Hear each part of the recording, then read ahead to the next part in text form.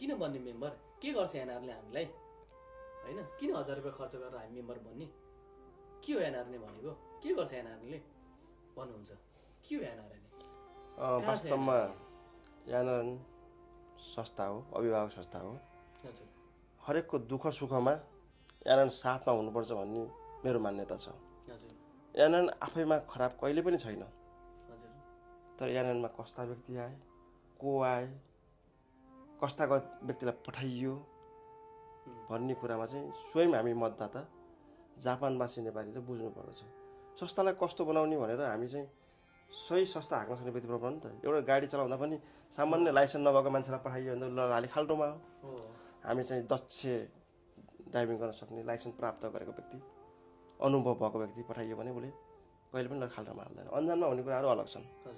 बाहिर हेर कि एनआरले खान्छ, प्रसार गर्छ, एनआर भनेको लुट्नका लागि आएका हुन्, यी चाहिँ तस्कर हुन्, यी दलाल हुन्